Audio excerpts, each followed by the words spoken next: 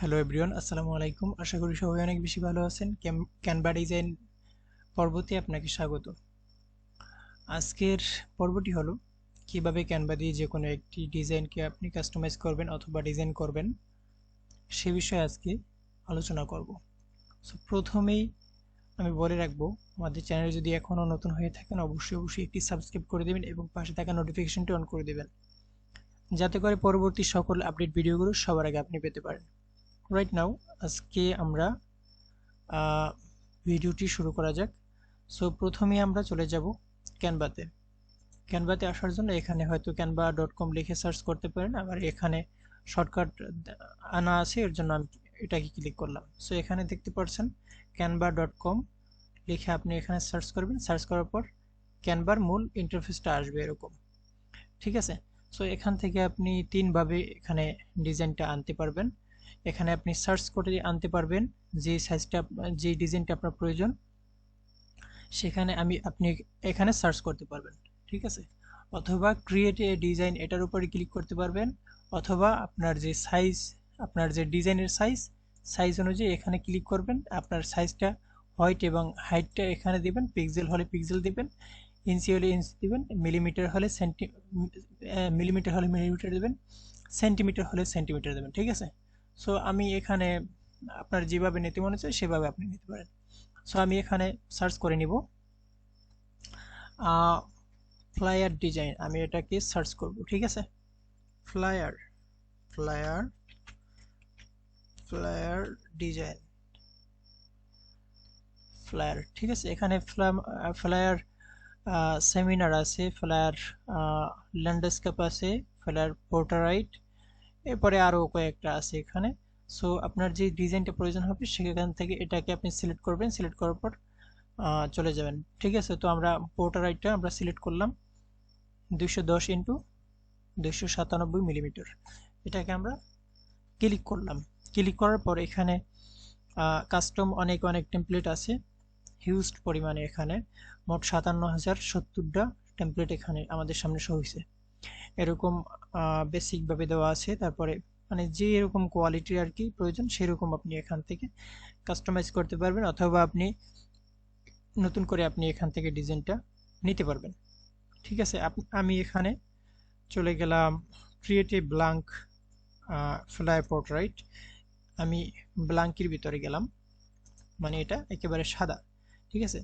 So আপনি এটাকে চাইলে যদি কালার করতে চান তাহলে এটাকে সিলেক্ট করবেন, সিলেক্ট করার পর এটার উপরে ক্লিক করবেন, কালারের উপরে যে কালারটা আপনার প্রয়োজন এখানে আপনি সেটাকে দিতে পারবেন, ঠিক আছে। সো আমি এটাকে ব্ল্যাঙ্কই রাখতেছি, সমস্যা নাই। সো এখানে ম্যাক্সিমাম এখানে টেমপ্লেট আছে 57,070টা এখানে টেমপ্লেট আছে আমাদের সামনে।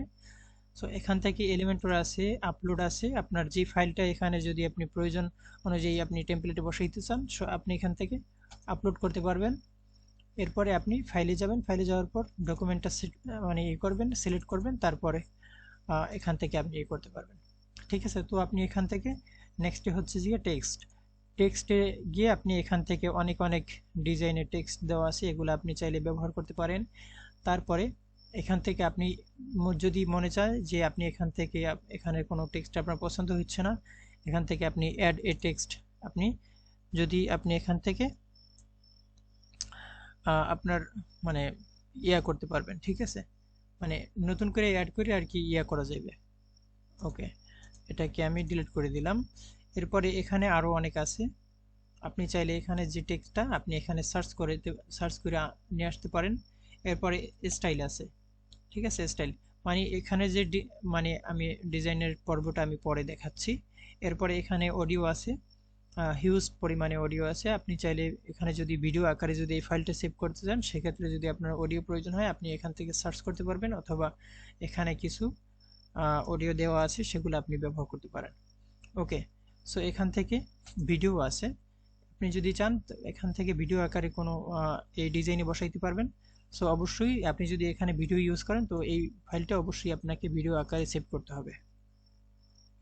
ওকে, এখানে মোরের উপরে ক্লিক করলাম, এখান থেকে ব্যাকগ্রাউন্ড নিতে পারবেন, ক্রাফট, ফোল্ডার, ফটো, আরও মানে অনেক কিছু আর কি হিউজ পরিমাণে দেওয়া আছে এখানে। ওকে, সো আমি স্টাইলের পর্বটা আপনাদের বলছিলাম যে পরে দেখাবো। সো এটা আমি ডিজাইন করার পর তারপরে আমি আপনাদের দেখাবো এটাকে। আহ, অবশ্যই তাহলে তাহলে উম, এখান থেকে একটা কাস্টমাইজ একটা ডিজাইন নিলাম, এটাকে নিলাম, নেওয়ার পর